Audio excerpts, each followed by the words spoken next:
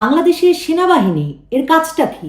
যুদ্ধ তো করতে হয় নাই কোনোদিনই। দুইজন রাষ্ট্রপতি বঙ্গবন্ধু শেখ মুজিবুর রহমান আর জিয়াউর রহমানকে মেরে ফেলা, বাংলাদেশের রাজনীতিতে পেছনে পেছনে কাঠি নাড়া, একে তাকে তুলে মেরে ফেলা, যৌথ বাহিনীর নামে র্যাবের নামে নাম বদলে পোশাক বদলে একে তাকে তুলে নিয়ে যাওয়া, মেরে ফেলা, সকল খুন আর অপরাধের জন্য দায় মুক্তি পেয়ে তারপরেও দেশপ্রেমিক সেনাবাহিনী সেজে থাকা ছাড়া এদের কাজটা কি? ৩২ নম্বরের বাড়ির সামনে নাকি ভুয়া ভুয়া স্লোগান দিয়েছে ছাত্র জনতা, আর তাতে ভয় পেয়ে লেজ গুটিয়ে পালাতে হয়েছে সেনাবাহিনীকে।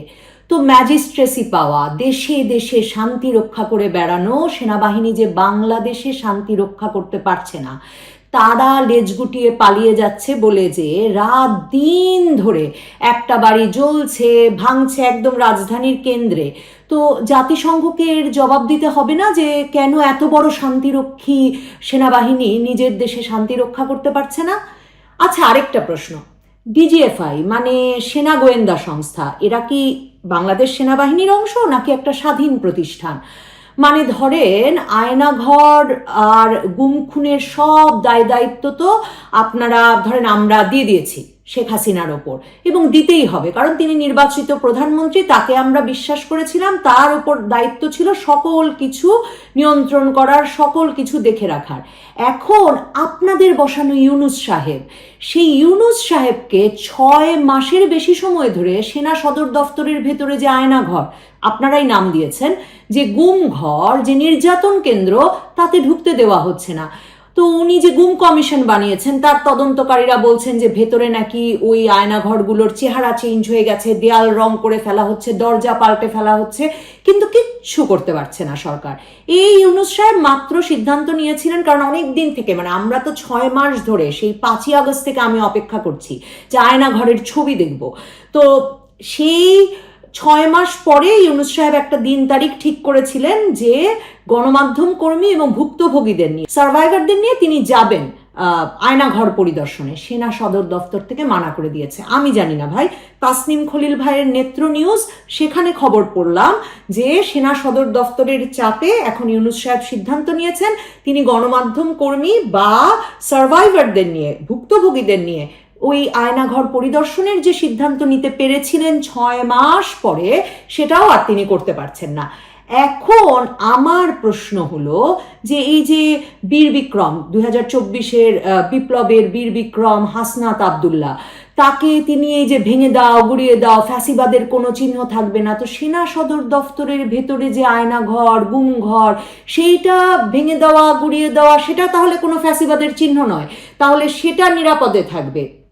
তারপরে দেখেন যে 5ই আগস্টে আপনাদের মনে থাকবে যে স্বজনেরা, যাদের স্বজনেরা গুম হয়ে গেছেন, তারা মায়ের ডাক নামে একটা সংগঠন গত কয়েক বছর ধরে ভীষণ সক্রিয় ভোকাল, সেই সংগঠনের পরিবারের সদস্যরা গিয়ে ডিজিএফআই এর দপ্তরের সামনে দাঁড়ালেন যে তাদের গুম হয়ে যাওয়া স্বজনদের যাতে ফেরত দেওয়া হয়।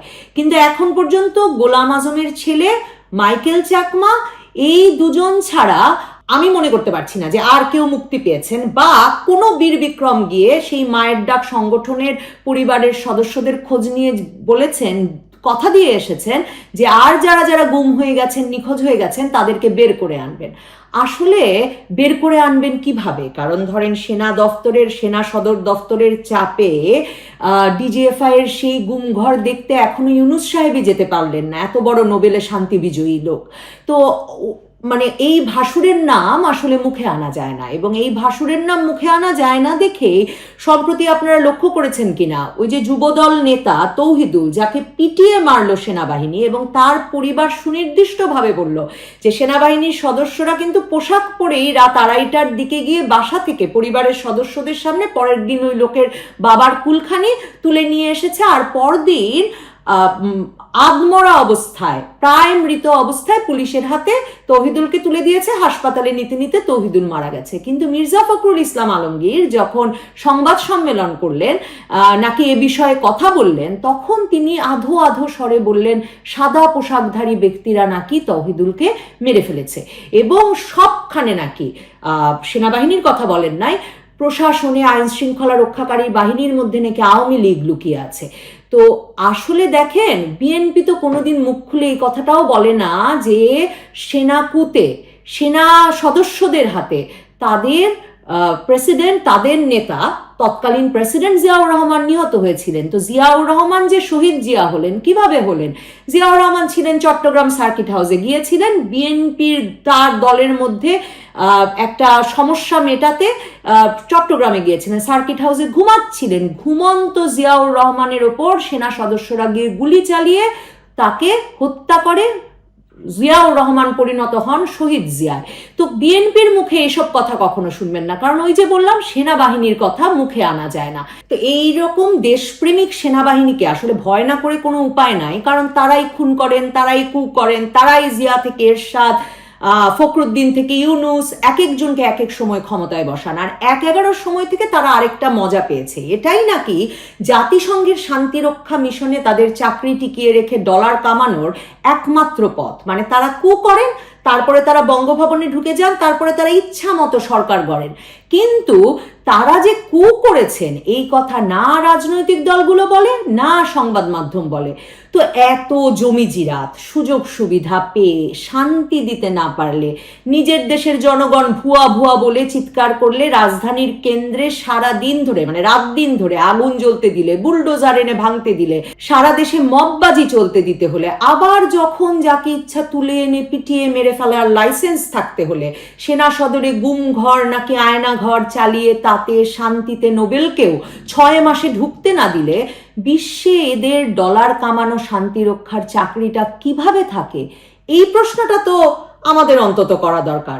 কারণ যত কিছুই বলি না কেন, আমাদের ভ্যাট ট্যাক্সের টাকাতেই তো এত এত জমি জিরাত, সুযোগ